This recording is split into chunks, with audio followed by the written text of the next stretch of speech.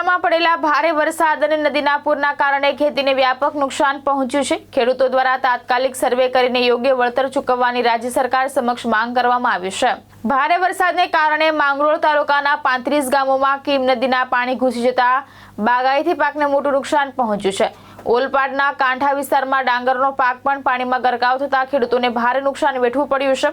અનેક ખેતરોમાં માટીનું ધોવાણ થયું છે, જ્યારે અંબિકા વિસ્તારમાં પણ ભારે વરસાદની અસર જોવા મળી છે।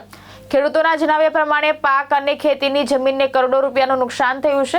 રાજ્ય સરકાર તાત્કાલિક નુકસાનીનો સર્વે કરાવી અસરગ્રસ્ત ખેડૂતોને યોગ્ય વળતર ચૂકવે તેવી માંગ ઉઠી છે। જયેશ દલાલ ખેડૂત આગેવાન। સુરત જિલ્લામાં ભારે વરસાદને કારણે ખેડૂતોના ખેતી પાકને ભારે પારાવાર નુકસાન થયું છે।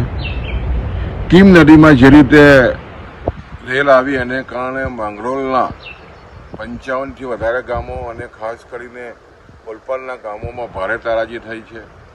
ખેતી પાકોને ભારે નુકસાન થયું છે। નદી કાંઠાની જમીનનું ધોવાણ થયું છે। સાથે સાથે કાંઠા વિસ્તારની ઓલપાડ વિસ્તારમાં ડાંગરનું જે નવું રોપાણ થયું છે એમાં પણ પારાવાર નુકસાન થયું છે। માંડવી હોય અંબિકામાં નવા તાલુકામાં જે રીતે 100 ઇંચથી વધારે વરસાદ થયો છે એને કારણે અંબિકા નદીના જે કાંઠા વિસ્તારમાં જમીનોનું ભારે ધોવાણ થયું છે।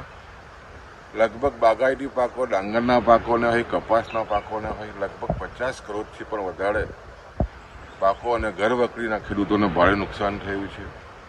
સરકારને અમે વિનંતી કરી રહ્યા છીએ તાત્કાલિક સર્વે થાય અને ખેડૂતોના પાક અને ઘરવકરીને જે ભારે નુકસાન થયું છે તાત્કાલિક સહાયની વિનંતી અમે કરી રહ્યા છીએ। ટૂંક જ સમયમાં તમામ સર્વેની કામગીરી પૂરી થાય અને ખેડૂતોને આર્થિક મદદ થાય એવી વિનંતી કરી રહ્યા છીએ। ભાવેશ ઉપાધ્યાય, દ્રષ્ટિકોણ ન્યૂઝ, સુરત।